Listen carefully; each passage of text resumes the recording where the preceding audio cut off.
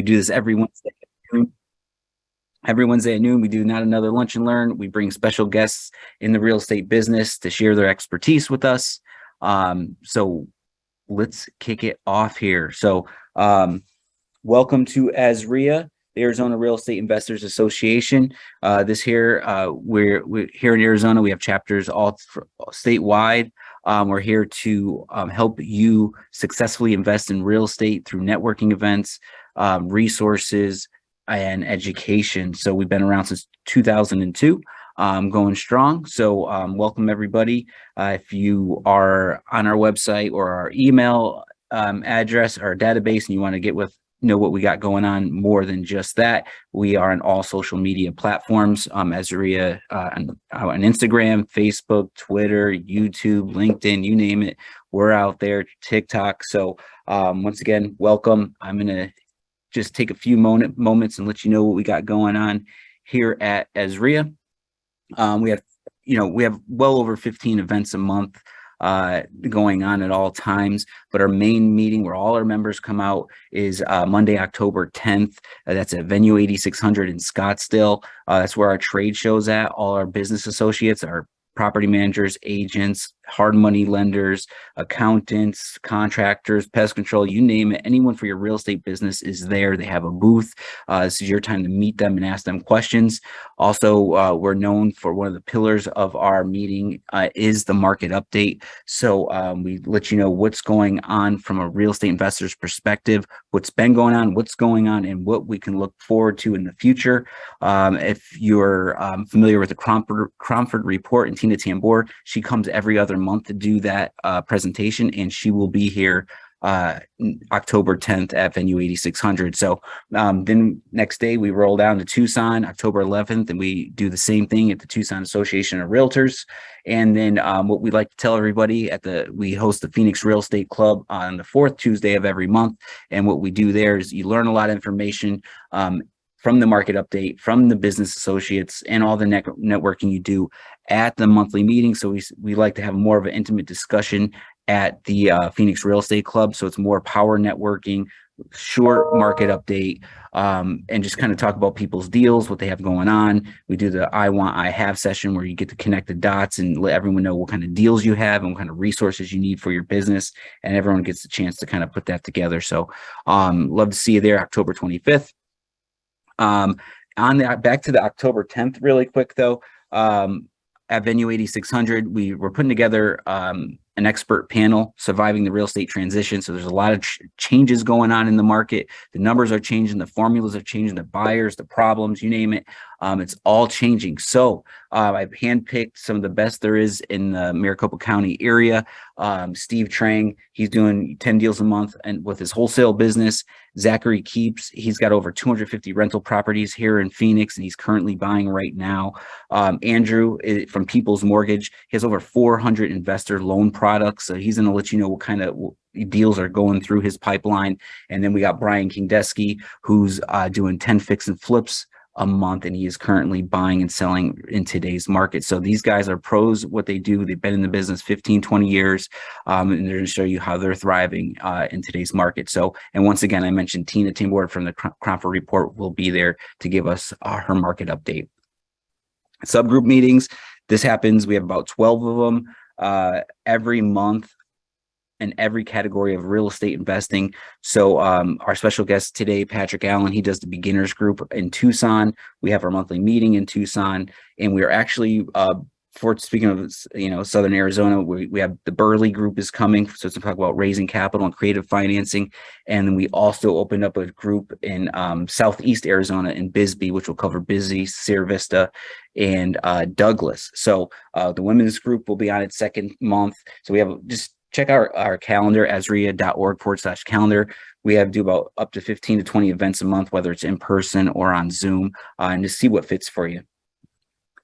Our new forums, we just launched this about a month ago. So our members no longer just need to talk to each other in the meetings. You have the opportunity to network and ask questions and share resources on our forum section of our website. Just recently, 2 members bought and sold a deal on our property listing section of our website. So you could, if you're looking for off-market properties to buy, or you're looking to sell, you can go in the property posting section, check out the forums.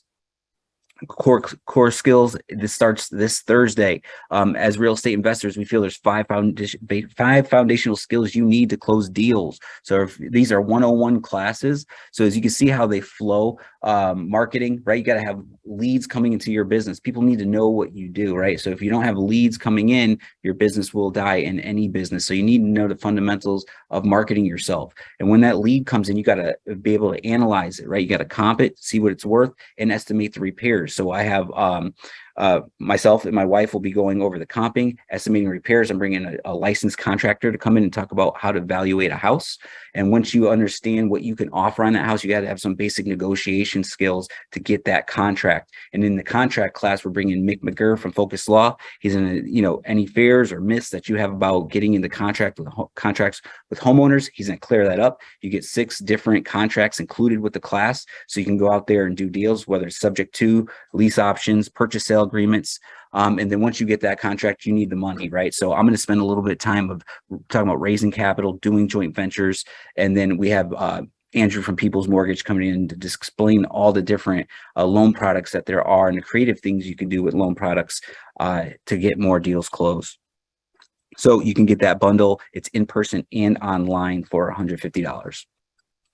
Launchpad's coming up. This is for anyone looking to get started in real estate, or maybe you got a couple deals under your belt and you're not really gaining any traction. You'll get a workbook at this class, and you'll cover and define these 8 topics when you leave that class. My whole goal there is to kind of share my experience, how I got started, and share all my experiences that I've been through, but allow you to create a plan, right? So if you don't have a target, you're not going to be able to get somewhere. It's easy to hit the shiny object syndrome and go from one guru, one online video to another, and all of a sudden a year goes by and you're just trying to get your first or second deal done. So I want to help you gain some traction and momentum in your business, and you'll be able to do that with this class. October 29th, 4 hours here at the Phoenix office. Azreia members $30, non-members $100. Creative real estate investing. As we know, we're talking a lot about shifting markets, and when the market shifts, cash always works until it doesn't. So how else are you going to buy deals when your low cash offer doesn't work, right? You need creative ways to solve the problems of these homeowners. So sometimes we use subject to, right? Taking over making payments on behalf of the owner and giving them some cash to walk away. There's owner carrybacks, there's lease options. There's so many different ways to do deals, and I chose the best to do that is Brandon Simmons. He's been investing here in Phoenix for 12 years. He's, I don't know if you've heard of Sean Terry, nationwide educator. He's been his right-hand man all these years as well. So he's great at what he does. He's doing deals in this market as well. And he's going to spend half a day with us and discuss all the different creative ways you can get deals under contract using those different methods. Azreia show, we're on episode 44. We just interviewed Matt. He's over at KFNX Radio. We talked about the business and economies, and we come out every Friday at 7 a.m. on YouTube, as well as all podcast platforms. Our main goal at the Azreia show is to interview everyone Arizona-based, whether it's real estate investors, real estate agents, or anyone that provides a service to real estate investors is what the show's about. So Marcus Maloney and I have been hosting that for about a year. Definitely love for you to check that out. As members of Home Depot or of Azreia, we have the largest joint venture program in the country. So if you are a member with Azreia, Home Depot will give you 2% cash back on all your purchases twice a year. So if you're if you're a landlord, you got turns going, if you got fix and flips going, that 2% helps your bottom line at the end of the year. You get 20 every time you go through the pro desk, you purchase liquids, appliances, cabinets, you get 20% off all your liquids. All this just adds up every time you go to Home Depot. And if you're in the business, I know you go there a lot. So by being a member, you'll get a special code that connects to your Home Depot Pro account. And we have videos to show you how to hook that up, as well as you could always call the front office. We're here for you on that. Membership. Okay. So, like I said, we've been doing this for 20 years, the largest association in the nation. And, this is something that's a standard that you should have. You should be an Azreia member just due to the fact that we have over 30, 40 different vendors and national vendors that provide support and discounts and benefits for your business. So for $100 a year, you can be a member and have access to all our benefits. And when you go to our meetings, it's $10 for the big meeting, $5 for the subgroups. Okay. So if you're going to do less than 7 or 8 meetings a year, I would recommend the $100 a year membership. And if you're going to be highly active, just hitting all the meetings at all times, definitely just totally makes sense to do the Plus membership for $239 a year.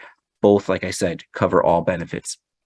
Next week on Not Another Lunch and Learn, I'm going to bring in John Burley. We're going to talk about thriving in a shifting market. John's hands down #1 at raising money. He's been educating Azreia members for 15 years now, 100% successful track record with his reputation. So I'm excited to have him on next week on this episode. So that's all I got. Thanks for listening on that. So the reason we're all here. So once again, this is Not Another Lunch and Learn. We do this every Wednesday at 12 o'clock on Zoom. We stream to Facebook and Instagram. So if you're just hopping on, we have Patrick Allen here. He's going to talk about house hacking, his experience, and give you some tips on how to do it yourself. So if I have Molly online, so if you have questions on Instagram, Facebook, pop them in the comments. She'll get them over to me. If you're in the Zoom call, definitely throw them in the comments. We will pop in and get those questions answered. So with all that being said, my main man, Patrick Allen, how you doing? Can we hear you? Mike, hello. There you are. Welcome, man. So beautiful. Here we are. We're going to talk about house hacking, man. What do you got for us today? Cool. Yeah. So if you want, you can go and stop sharing your screen and I will start sharing mine. There you go. By far the hardest part of any given meeting is getting the Zoom link set up correctly without crashing any of the computers. There we go. So I can get this off of my screen here. Cool. All right. Yeah. So like Mike said, my name is Patrick. We did not go over the disclosure slide, so I'll go ahead and jump to that right now. This is the second slide for any meeting that we ever had. It just basically means that the content that I'm going to be presenting to you guys over the course of the next hour or so is not vetted by Azreia to any degree. I am not a tax advisor. I'm not a financial planner. And so just that any of this information that we go over is ultimately my professional opinion. And if you choose to do business with me or with any of the principles that we're going to be talking through, just know that you do so at your own risk and need to do your own research. But having said that, I'm a real estate agent. So my primary full-time job is helping mostly investor buyers get into house hack properties or any sort of properties, but that is what pays the mortgage and pays for all the dog food and the dog treats. And for those of you who signed up online, I want to make a slight correction to the title of today's presentation. It's not why house hacking is the best way to get started. It's why house hacking is probably the best way to get started. Because for starters, I don't know you. There's a very good chance that there might be somebody out there who is a little bit further along in this journey. And it's not necessarily the best way to get started for every single person, but it's something that I get really fired up about. And I think depending on your circumstances, who you are, what your goals are, I do think for most people, for anybody willing to do it, it is the best way to get started. So we're going to discuss what exactly it is and how does it make you money relative to buying property in the traditional method. And then later on in the presentation, we'll look into the specific benefits that it has over more traditional real estate investing methods, namely Burr Investing and wholesaling. If you guys are familiar with that, we'll unpack it a little bit later in other slides. But just to kind of give you an idea where we're starting and where we're going, we should have time. So we have until about 1 p.m., so about 45 minutes. I'm hoping I can get through this presentation in a clean 30, but I've never given this presentation and I talk real freaking fast. So it's possible that we're going to be running up on time.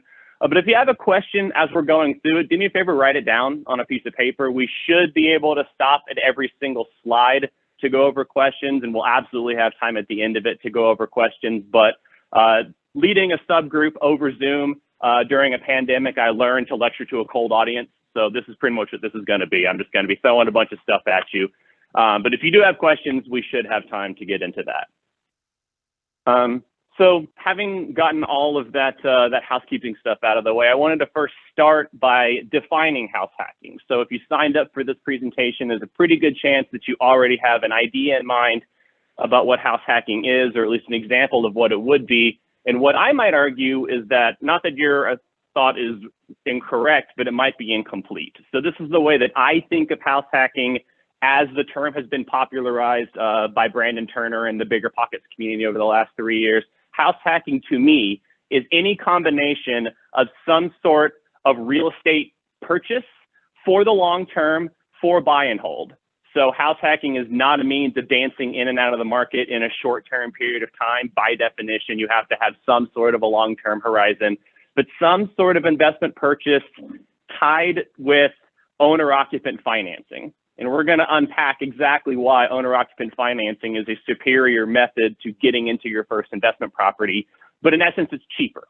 You have to put less money down. You tend to have fixed rate financing. These house hack, or not house hack, these owner-occupant financing terms, namely FHA, VA, USDA, conventional loans. The reasons why these loans are so cheap, and because it's the cheapest money that you can get, is because in many ways they're subsidized by various government entities. So when I'm talking about house hacking, I'm not just talking about multifamily. I'm not just talking about a flip property.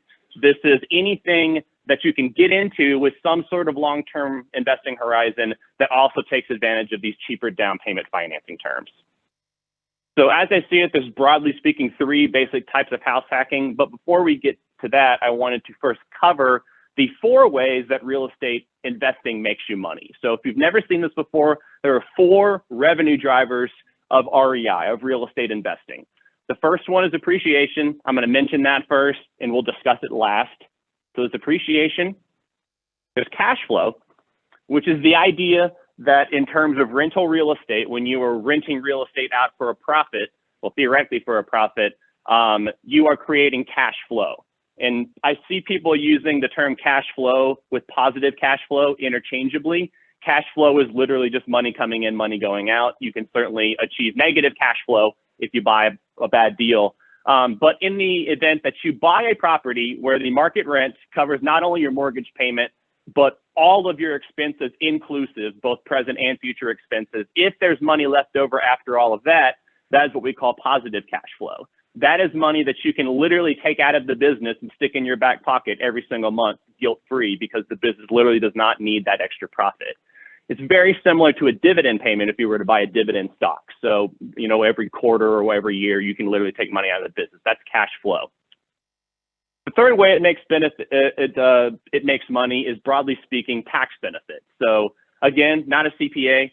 Highly recommend you find a good one that knows real estate investing really well. But suffice it to say, there's a number of reasons why the government incentivizes you to make real estate purchases. And I'm not call it a loophole. I called it an incentive, because the government wants its citizens to buy a home and, you know, accomplish the American dream of becoming a homeowner. And even more than that, the government wants real estate investors to invest in affordable housing because they can do so much more efficiently than the government can do so. So for that and for many other reasons, there are a number of tax benefits that you might potentially qualify for depending on your investment strategy. And then we have equity buildup, which is the 4th one, but again, we're going to come back to appreciation here in a moment. So this is also called amortization. The idea here is that if you buy a property with leverage with a bank loan, every single mortgage payment that you make, a certain percentage of that is interest. That is the amount of money that you pay for the privilege of borrowing the money. And then a percentage of that goes to your principal. So that lowers your loan balance, which creates equity for you. And again, equity is just an industry term. That means what is the property worth, fair market value, minus what I owe on my mortgage, on my loan, minus whatever cost it would take to sell the property via commissions and all that. What would I pocket if I sold the property today at market value? That's your equity. So if you are buying a home for you yourself to live into, you can think of equity buildup as a forced savings account. You're going to have to make your mortgage payment either way, but in doing so, you are saving a portion of that, which goes to build your wealth long term.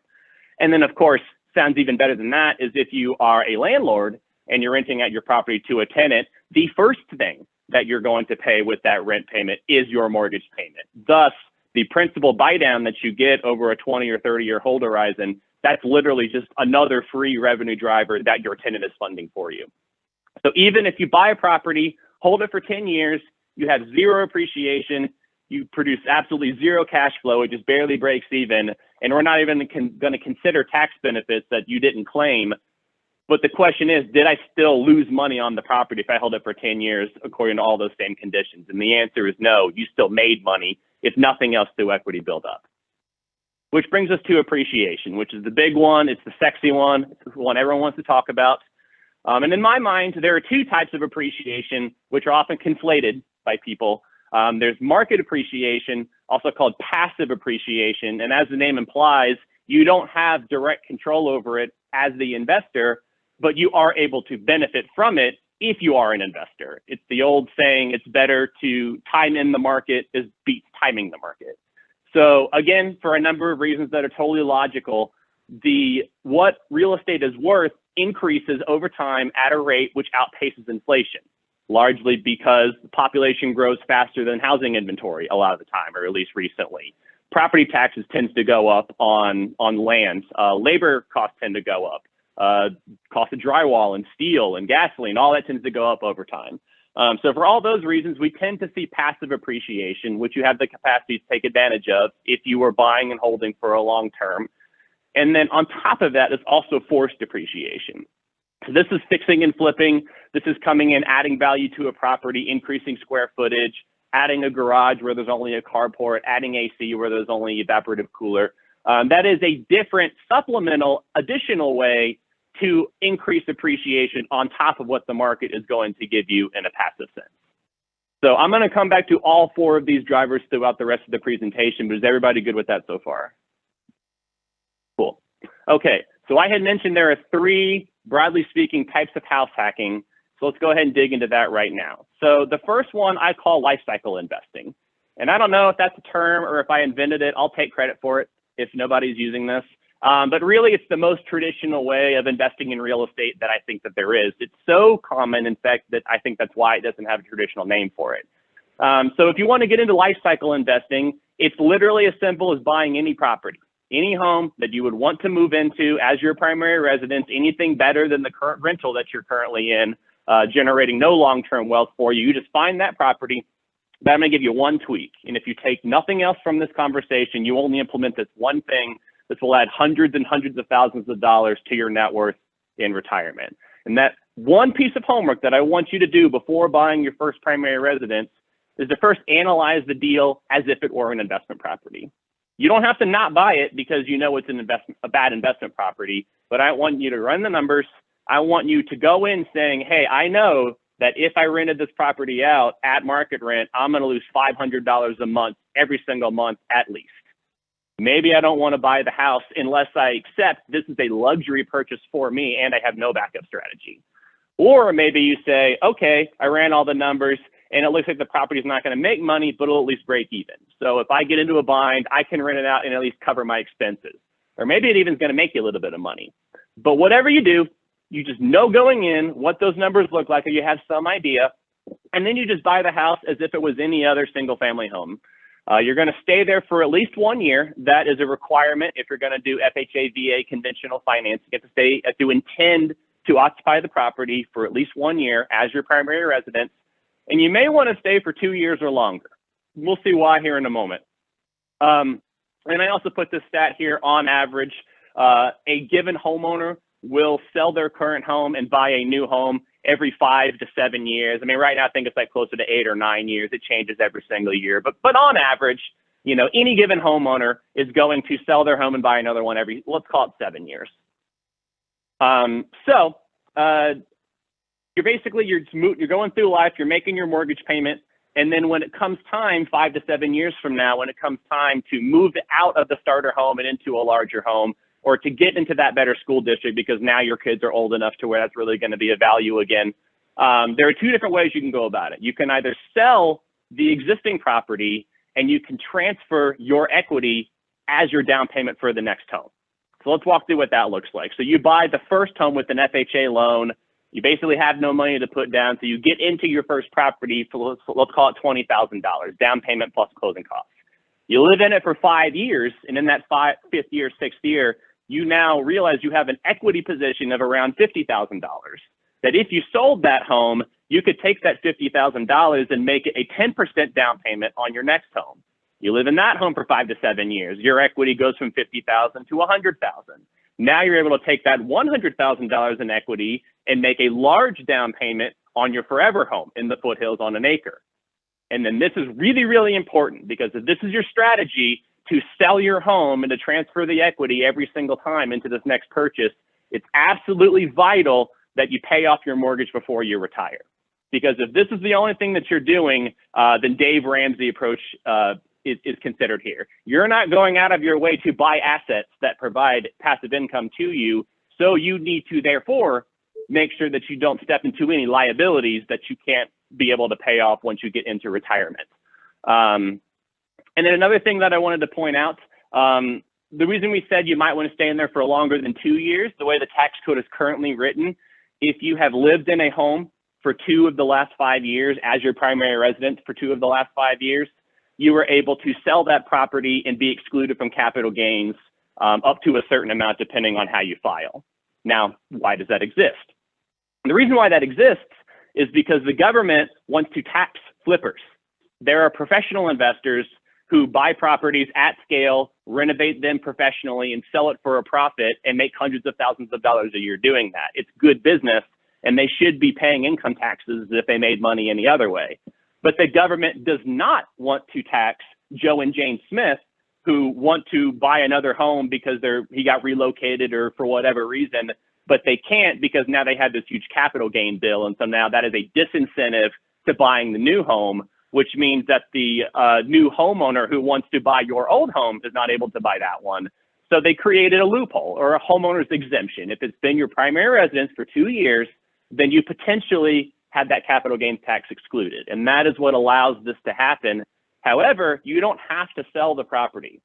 If I can give you a second bit of advice, this will increase your net worth so much more than only the other strategy, and that's don't sell it, keep the property. So you can either keep your current financing in place, or you could do what I had to do. I bought a single family home with an FHA loan 6 years ago. Eventually it appreciated in price to where I had 80% loan to value. So I refinanced out of my FHA loan into a conventional loan, and now I can use my FHA loan to make a second purchase. So rather than selling the property when you move out, you save up your own down payment. You figure out a way to refinance out of the property. You already know it's going to make sense as a rental for you long-term because you analyzed it beforehand. And so you already have the equity in there. Do a refinance if you need to. If you have a lot of equity, you could do potentially a cash out refinance and use some of that money to apply. Obviously, if you sell the property, you're going to capture all of your equity minus your selling costs. Whereas a refinance, you're only going to capture up to 80% or maybe 90%, depending on the institution. But in any case, doing so is going to slowly build your real estate portfolio over time. So you don't have to do anything other than buy the property and not sell it, and then hand it to a property manager and then buy another property. And then when you retire, you're going to have 2, 3, 4 investment properties that are nearly paid off. No need to thank me. However, this is still just life cycle investing. This arguably is not even real estate investing, but I wanted to point it out because a lot of people identify real estate as the #1 method that the average American uses to build net worth over a working lifetime. And if you're not familiar with how that works, this is how that works. So long as you pay off your mortgage, and so long as you never use your home equity to buy toys and vacations, this works. Can do it better.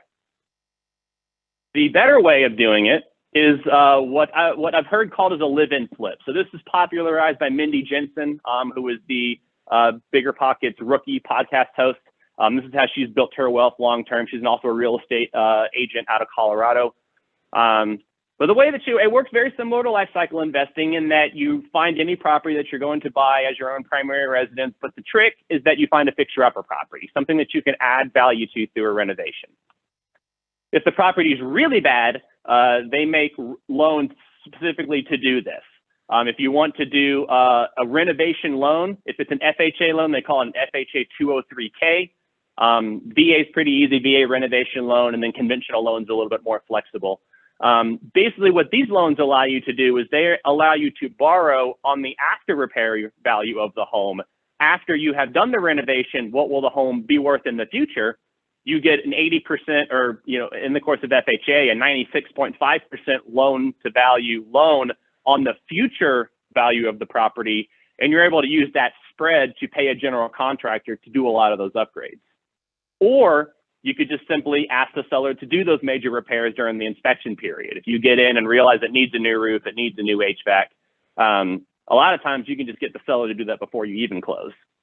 But in any case, you find some way to purchase a fixer-upper property as your primary residence. And again, you live in it for a year or two. Well, 2+ years is really where the magic in this strategy happens. You can DIY a lot of the work yourself, and you can just do it one room at a time. So for those of you who are looking to do a little bit of value add, who are looking to build your skill set and actually learning how to renovate properties, this is an excellent way to get into it. I, for one, will never swing a hammer in my investor life. I'm always going to hire that out. I will never do a live-in flip, or at least I probably will now because I've said it online and a message that is recorded that people can cite later. But in any case, one of the big advantages that you have to doing a live-in flip versus a more standard flip where you're doing the work yourself is that there is zero commute time to your job site. So if you are wanting to take on your first project, it's a lot harder to do so when you come home after a long day of work and you haven't eaten dinner yet, and you realize that you have to drive 30 minutes one way to get to your project. And then, God forbid, you get there, realize you left your toolbox in the house, or you got the wrong part at Home Depot, and so you spend a lot of time backtracking. Whereas I would argue it's a benefit in that there is zero commute time to the job site. You can literally start and stop any project as quickly as you want. And you're able to do so at rock bottom pricing, at least on the labor side, because you're doing a lot of this work yourself. Here's the power of the live-in flip. We had already discussed the 2 of the last 5-year rule. So that's Internal Revenue Code line 121. If a property has been your primary residence for 2 of the last 5 years, you can sell the property at a capital gain of $250,000 if you're a single filer, $250,000, or $500,000 if you are married filing jointly. So the numbers work out as you could buy a house for $200,000, put $100,000 into it over a period of years, sell it for $600,000. So now you have a capital gains basis of $300,000. But if you're married filing jointly, that $300,000 is just excluded from any taxes. Please contact your CPA, but in principle, that's how it works. So not only are you able to keep your expenses really, really low because you're doing most of this work yourself, very slowly, only as quickly as you feel like the need to get into it, or you could get in and do everything in 2 months and make it really nice to keep the spouse happy. That's certainly another way of approaching it. But just know that if you get passive market appreciation, that 2 or 3 year hold period, that's going to be icing on the cake of what you were literally able to increase the property through the rehab. That's a live-in flip. However, depending on who you talk to, if you talk to Robert Kiyosaki, if you talk to a bunch of different investors, they're all escaping me at the moment, they would all argue that these first 2 types of investments are not investing, because in order for it to be an investment, it has to produce cash flow. And if I were talking to them, we would address that, but I'm not talking to them. I'm talking to you guys. I'm talking to newbies looking to get in their first deal. So I will present to you, arguably the best way of doing this is doing something that produces cash flow, something that produces residential income. So this can be either buying a single family home or any home and renting out bedrooms to roommates. This is what I did for my first house. I had 1 roommate for the first year that I lived there, and then moved out and put a long-term tenant in there and bought my next one. Or you could do it more traditionally. If you want the privacy, if you want a little bit of separation between you and your tenants, certainly the more popular, the more standard method of house hacking is to go multi-unit. So if you get an owner-occupant loan, FHA, VA, conventional, you can buy up to 4 units, 1 to 4 units with that property. If it's 5 or more, it's considered commercial. It's a totally different bear. But you can buy up to 4 units, or you could find a home with a guest home or casita, or also called a mother-in-law quarters. Broadly speaking, this is a home that's going to be much smaller than the footprint of the main home, 40% or less. So you usually see like a 3-bed, 2-bath main home and a 400 square foot studio in the back. It could either be attached or detached. And depending on the zoning, you might also find like a 2 homes on 1 lot type of thing, where 2 identically sized or similarly sized homes on 1 lot. That's permissible in some types of zoning. But in any case, FHA, VA, USDA should work for all of these. And so ideally, a home run deal when you're looking at a residential income-based house hack is, for example, you find a fourplex for $450,000 that you're able to get into for 3.5% down. Your mortgage payment, including principal, interest, taxes, insurance, mortgage insurance, everything at the end of the day is $3,100, but you're able to rent out the other 3 units of that fourplex that are not being lived in by you for $1,200 a piece. You're able to cover all of your mortgage payment and have a little bit of a buffer for utilities and any expenses that might come up while you're living there. That is a home run, grand slam deal. It's what everybody wants. But a lot of people talk to me all the time is, what if I can't find that? What if everything I'm seeing is negatively cash flowing? And so let me give you an example. Let's say you find a duplex where your mortgage payment is $1,500 a month and you got a tenant renting one side for $1,250, and oh, poor you, you have to make $250 of your mortgage payment. That's a much worse situation than renting a place for $1,500 and making no equity. Am I right? Of course not. So this is a really great take-home point that I want you guys to keep in mind when we're talking about house hacking. House hacking is not a means of generating large amounts of positive cash flow. House hacking is a means of reducing your personal expenses so that you can invest more in future real estate. Unless you make a lot of money, the 3 most expensive things that you have to pay for, that any American has to pay for in order, is housing, and then taxes, and then automobile and transportation. And if you're able to buy a house hack where your tenants are covering all or most of your mortgage payment, and you're able to buy a house hack that's closer to work and or has a home office, so now you're able to save on taxes because you're not commuting into the office anymore, and you're saving on transportation because you're not having to do it as often, now you can go out and buy all the Starbucks you want because the 3 biggest movers of your personal finance are being addressed by the house hack. So don't take my word for it. Read the book Set for Life by Scott Trench if you want to see how all that math and all that research breaks down.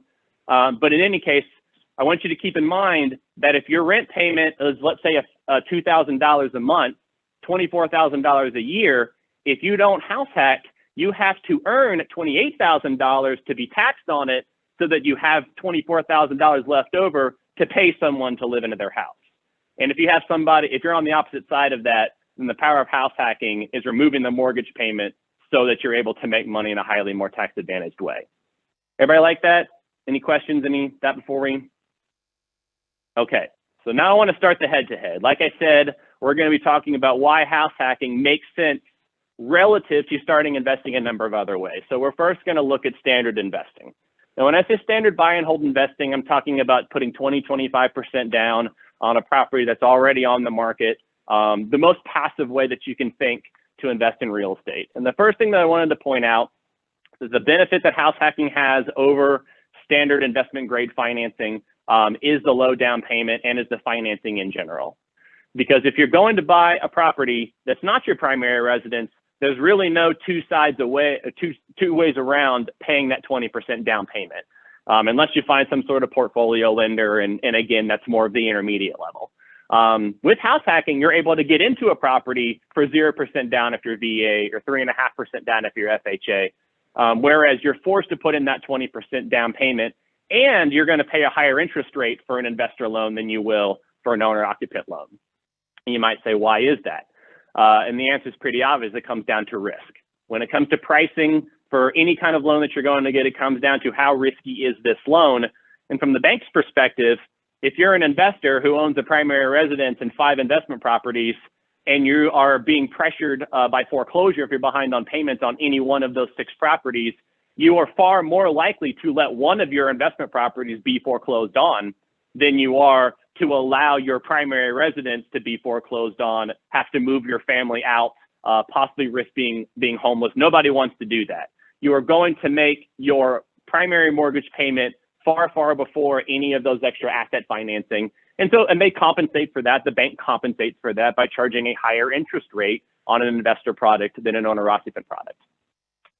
And before I move on from that, something that I discovered relatively recently, again, this is more like a 202 intermediate level, but something that is worth it to point out, is that once you get to the point to where you're a medium-term investor and you say, okay, now my goal is to generate $200,000 in cash or an easily accessible fund to where I could buy a great deal for cash right now if it hits the market. Once you get to that point, worthwhile to point out, it's a lot easier getting a line of credit, a home equity line of credit against your primary residence than it is an investment property for exactly the same reason. So if you can engineer a situation where your primary residence has a huge amount of equity in it, that could be a very beneficial funding source whenever you get to that step in your investing journey. But in any case, let's look at landlord hassle, as I like to call it. I like to think of house hacking as landlording on training wheels. If you have the desire to either learn how to be a landlord or to dip your toe into the industry to see if it's worth it to do your own self-managing, I would put to you that it's more straightforward to do so if you are living on property. I already mentioned this, but it's a lot easier to address any sort of issues that might come up if you're the hands-on type, and depending on your personality, you might see this as a downside.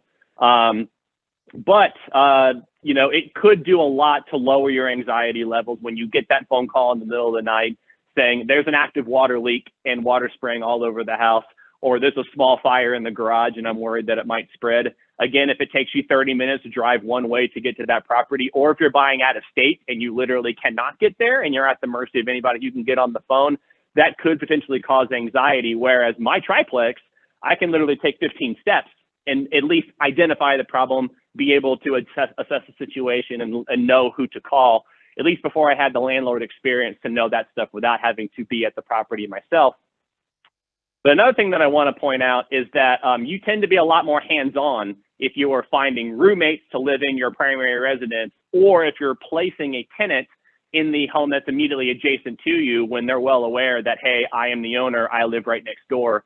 You have the capacity to be a little bit more discerning if you have that one-on-one interaction with your tenants.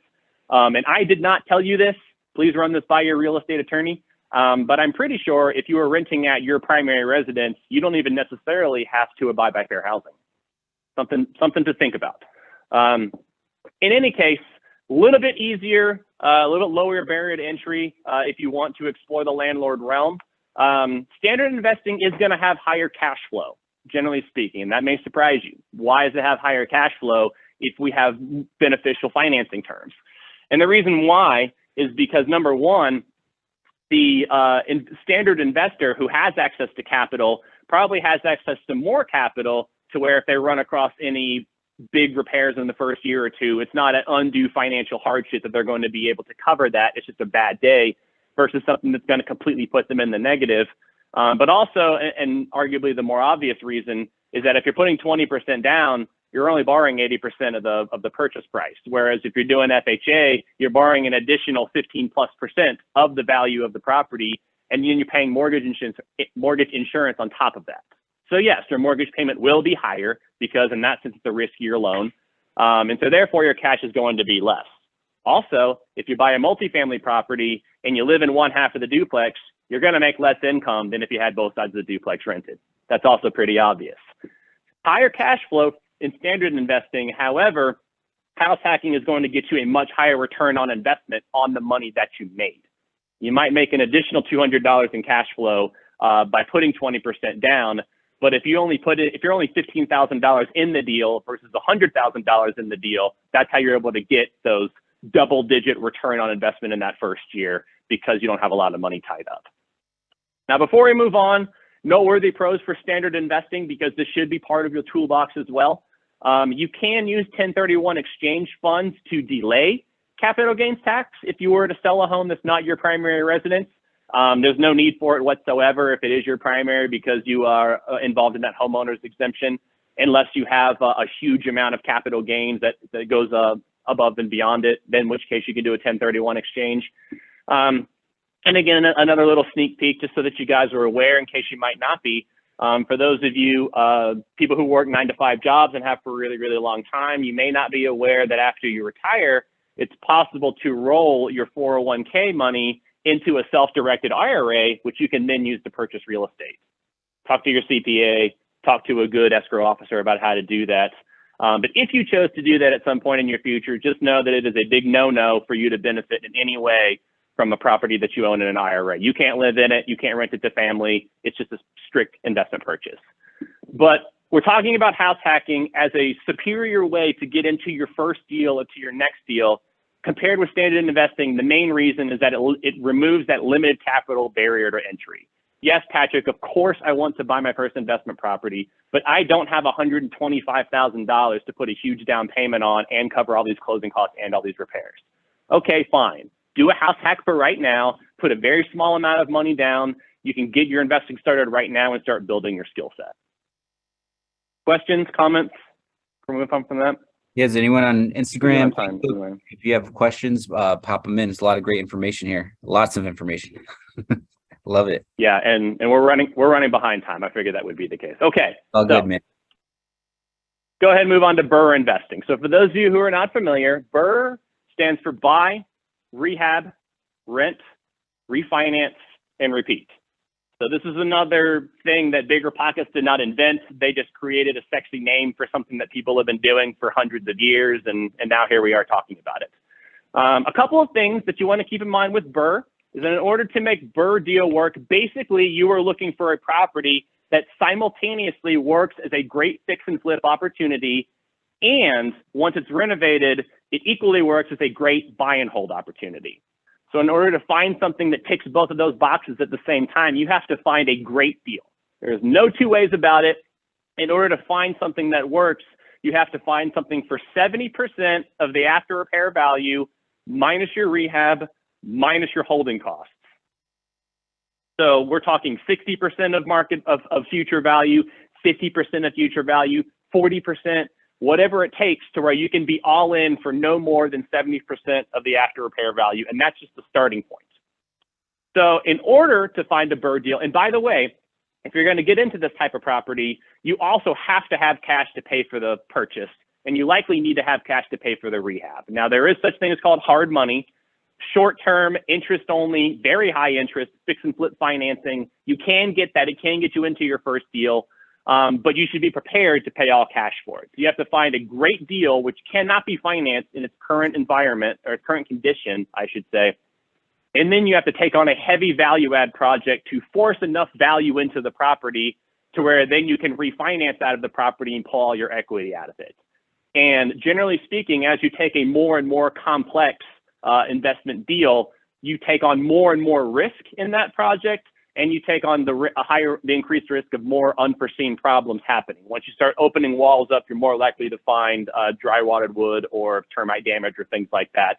Whereas the simpler paint and carpet rehabs, you can be in and out in a couple of weeks, and that's far less risky. But you probably are not going to find a Burr deal that works with all the numbers, but only involves $15,000 of easy rehab.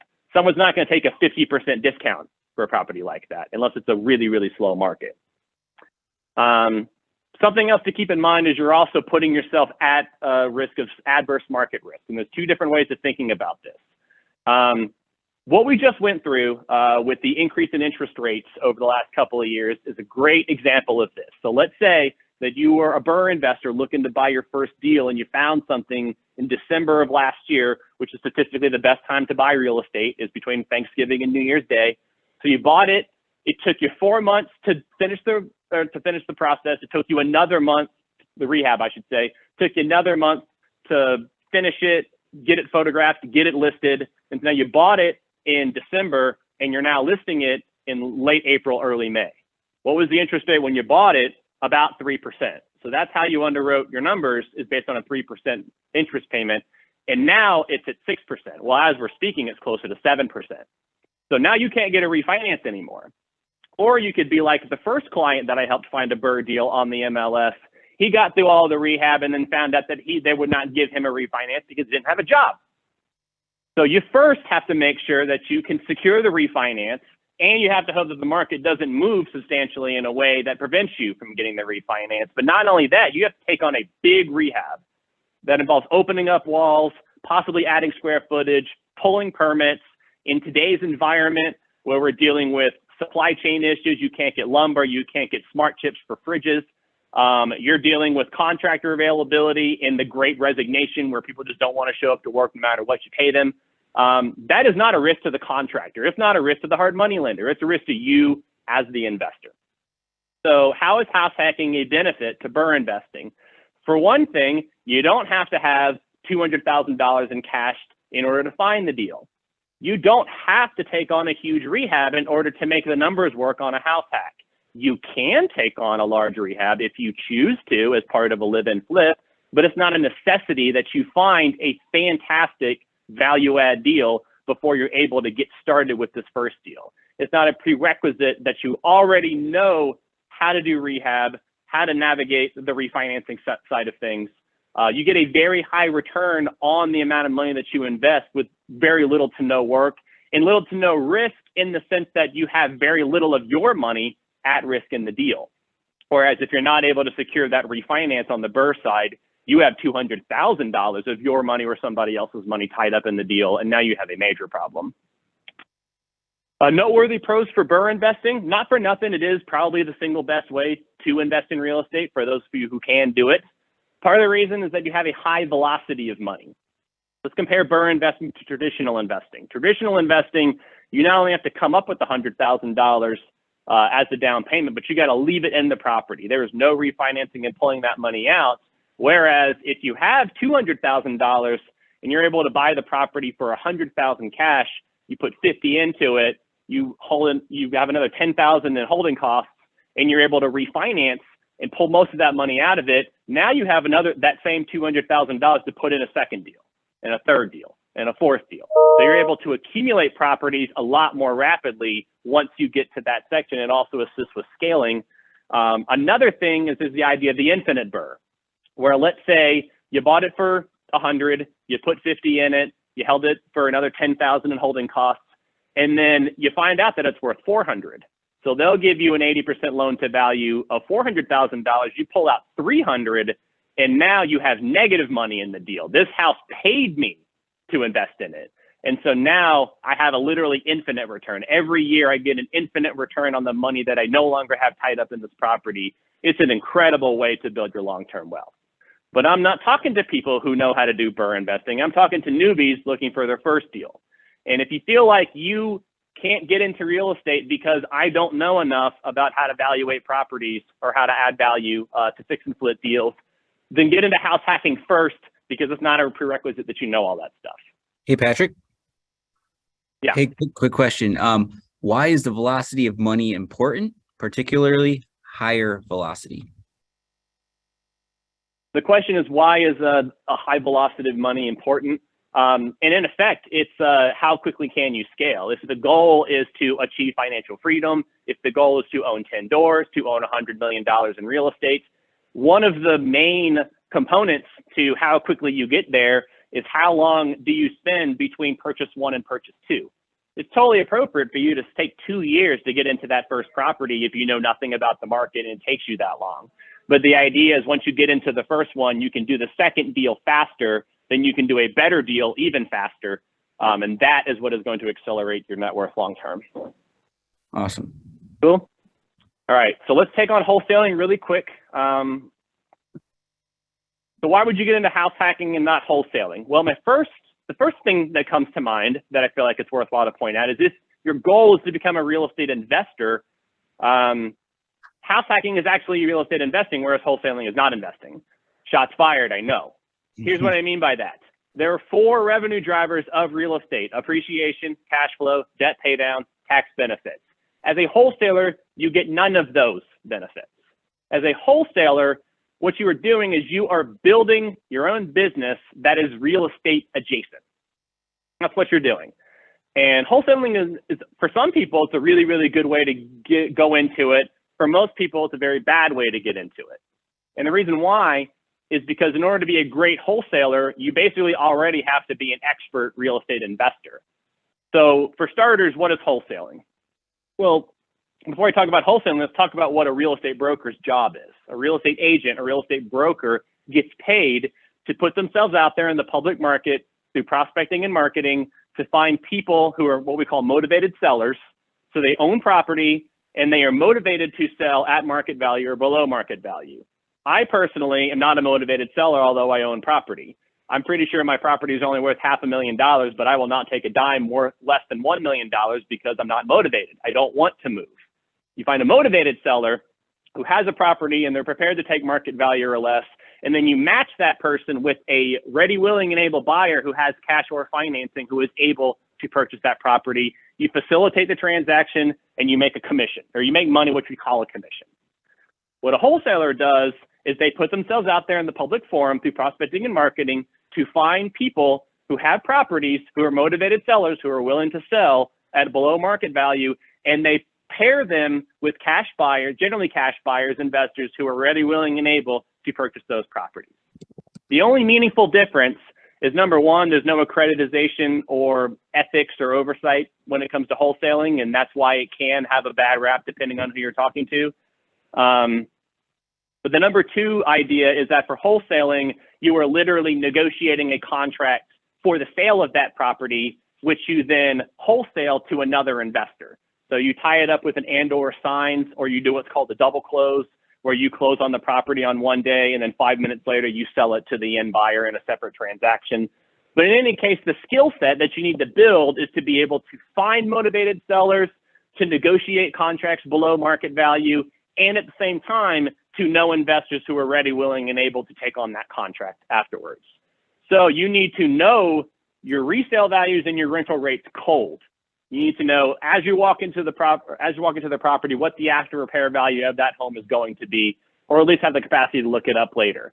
You need to already know what the highest and best use of that parcel of land is going to be. If you're walking into a multifamily property with 4 units, where all 4 of those units are being rented out to family, and the homeowner tells you it's a single family home, it's not.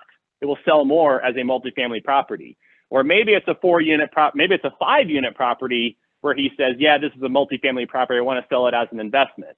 Well, you know that 5 units is commercial, but 4 units is not. Maybe it makes sense to turn one of those units into storage, and then you can sell it with a VA loan for potentially more money. Whatever the case may be, whether it's zoning, whether it's your understanding of easements and when you can and can't build an ADU. But you need to understand how all of these creative aspects of adding value to property. You need to know how much it costs to rehab, because you can't calculate what the after repair value is until you already factor in the rehab costs. You have to be great at negotiating at the kitchen table with these motivated sellers. And you got to be willing to tolerate a whole lot of no's, because it's a hard freaking job. Whereas if we are comparing it to house hacking, actually, before I get into that, let's talk about the justification for why people get started wholesaling. And the reason why is because I want to one day invest in real estate. So let me wholesale for a few deals, and then I'll buy my first fix and flip. And I'll do 2-3 fix and flips, and then one day I will have $150,000 in cash saved up, and then I can finally buy my first investment property. We've already looked at why you can bypass this entire process and just get into that first investment property via a house hack loan. Wholesaling is a great free way to get started, or at least it's advertised as that. It's really tough to be a great wholesaler on a zero budget. I would probably argue impossible. But if as a real estate investor, you are uniquely, solely, exclusively motivated to, I want to be very good at finding great deals for myself, my friends and family, or professionally, then wholesaling is arguably the best way to get into that. And if that is you, I would also just put it in your mind that if you want to go full-time into wholesaling, you might also consider a career as a real estate agent, a home inspector, a contractor, a loan officer, because these people are also building a real estate adjacent business in such a way that builds their own skill sets. Talking to newbies here, we're talking to people who want to get into their first deal. So house hacking relative to wholesaling, it removes that limited time. If you don't have the time or the stomach to be a great wholesaler, then get into your first deal that's a little bit easier, and then you can try to do a better deal on the next purchase. So I know we're pretty much already over time, and I talked as fast as I could as it is. If you want to network with me, if you want more information, we generally meet the first Monday of every single month. We are not meeting next month because I am out of town, but the first Monday in November, we're going to be meeting up both over Zoom and here in person. And that is where you can get additional clarifications about anything that we just talked about. But for whatever time we have left, we can get into some questions.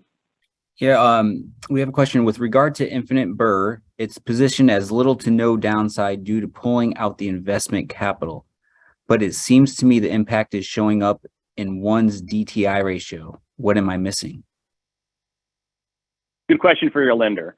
So how does you're not able to secure future financing because your debt to income ratio was super high because presumably maybe you have hard money pulled out. But yeah, that's a little in the weeds for me. I would ask a lender. Got it. Yeah, man, that was a lot of great information. A lot of good comparisons as to, comparing house hacking to all these different ways. So I know as a new investor, when you're getting started, you're like, you get bombarded with all these ideas, right? It can be overwhelming. And you hit it at the very end, right? Wholesaling, the fix and flip to landlording, it could take you months, years, a lot of bumps and bruises, but you could literally get your credit and your W-2 straight and buy a house right now. It's like, why push it off? So yeah, any advice as to like some first steps that someone can do to, get in that position to get started?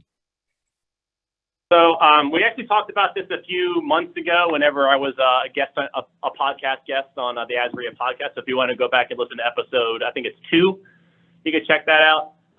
But what I outlined in there is what Bigger Pockets calls baselining. Let me actually put it. Baselining is basically the idea of knowing nothing about a market and then learning a little bit about it, taking your general search parameters and chunking them down to be more and more specific as you learn what the market is looking like. That is something that you can take on right now because it is pretty much impossible to simultaneously be aware of rental rates for every size property in every single neighborhood in the entire city all at once. But it's relatively straightforward to know what is the rental rate for a 2-bedroom, 1-bath duplex in Sam Hughes with all utilities included, rented out in the last 30 days. You're going to be plus or minus about $100. You're going to have a pretty high capacity to know what your specific property is, what the numbers are going to look like, and then you can tailor your investments around that. Love it, man. So I know it's past 1. Everyone's probably got to go. We want to respect everyone's time. So if you don't have any last questions, feel free to pop them in. I'll get Patrick while he's here. Otherwise, all his information's here on the screen. Feel free to reach out. These are the best ways to get get your phone number, email, everything's on there. If you're in the Tucson area, Patrick's your go-to real estate agent. So feel free to reach him out. He's a wealth of information. Yeah, man, any last words for everybody, Patrick? I really appreciate taking your time today to be here. No, other than to say that the main meeting of Azreia is the second Monday of every month in Phoenix and the second Tuesday of every month here in Tucson. If you only attend one meeting a month, it should be that one.